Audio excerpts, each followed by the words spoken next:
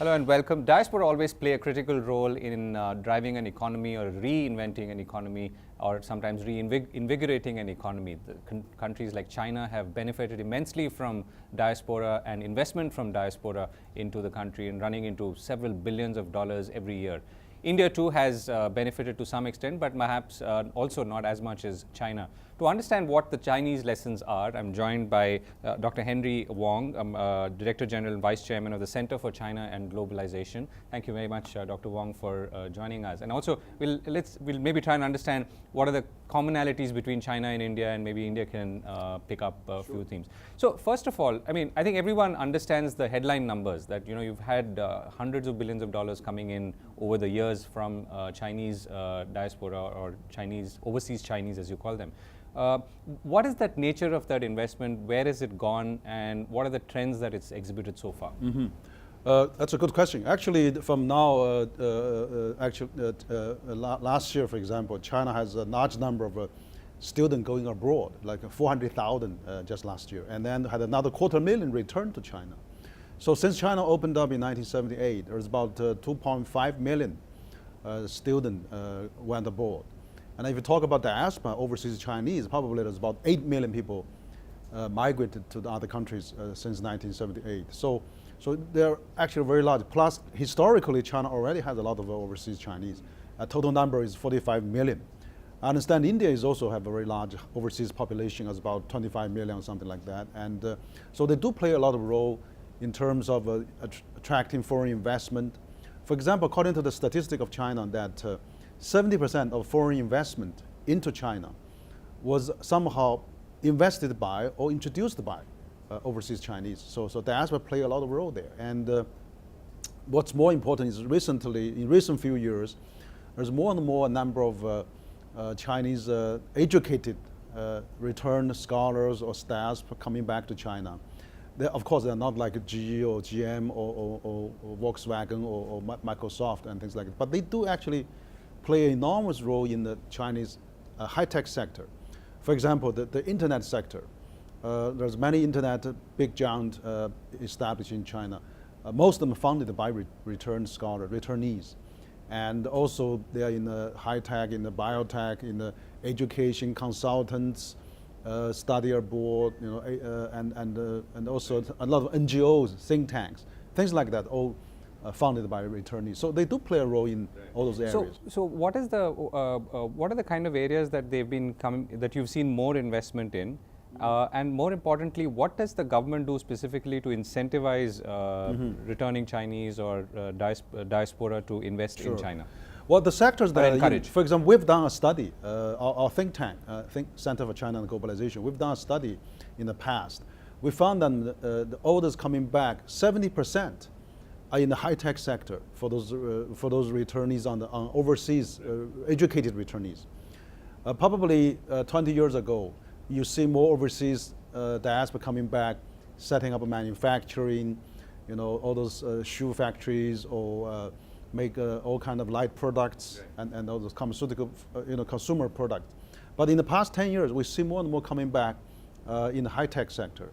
For example, as I said, internet sectors, and also telecom, and also management consulting, education consulting, setting up private schools, hospitals, think tanks, and NGOs. So those are the new sectors that. And how does does the government do anything specific to encourage these forms of investment? The government actually has played a lot of important roles. In the past, the government has been always encouraging people coming back and have all kind of they have for example, Changjiang's scholar program, which aimed at the professors. They also have China has set up 150 returning entrepreneurial industrial parks to attract the returnees to work in different 150, yeah, returning science or technological industrial parks. For example, in Beijing, Zhongguancun Industrial Park has attracted over 10,000 returnees just in one big cities like Beijing.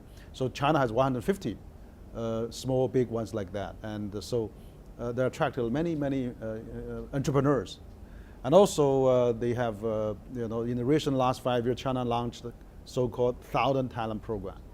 So aimed at the, tracking high level, very top level talents. And for example, that 1,000 talent program implemented for just 3 years, they attracted 3,300 at the central national level, but also at the provincial level, at the municipal level, there's about 30,000 has been attracted. So that kind of so program. there's effort going on at the provincial level as well as at the federal level and the state. I think that's the characteristic of China, and that's what China does is, of course, they do at the central level, which set a good example. Policy, framework, and incentives has been well established, and so the provincial government and the municipal government follow the suit, and take the example, and then tracking at the different levels. So that's kind of a China strategy in terms of attracting talent. It's not like India. India is probably more universal benefit. For example, all the overseas Indians can apply overseas citizenship,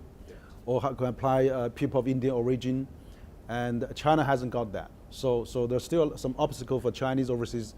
When they go back, they have to apply visas. They have to really, going through all the hassles. So that's what India is good at.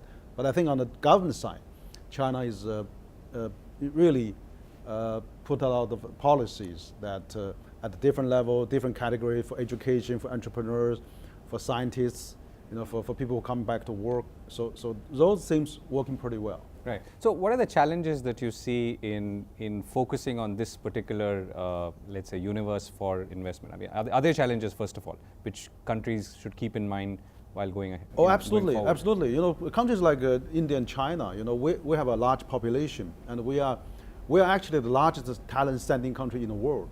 For example, 3 years ago, China has overtaken India as the largest student sending country to the United States. Last year, it was about 200,000 Chinese students go to study in the United States. And then the challenge for China is that, particularly in the people in the STEM, science, technology, the engineering and math area, most of the students remain in the United States and Europe. I think probably the same true is for India. So that there's still a series of brain drain issue there. And so how to make this brain drain into a brain circulation, into a brain exchange, and how to make so-called in China sea turtles become a seagull. They can fly back and forth. They can really benefit both countries. That is the challenge I think we're yet to see. I think we now have the transportation is already very good. 10 hours distance. We have a virtual internet community that no matter where you are, you're always connected.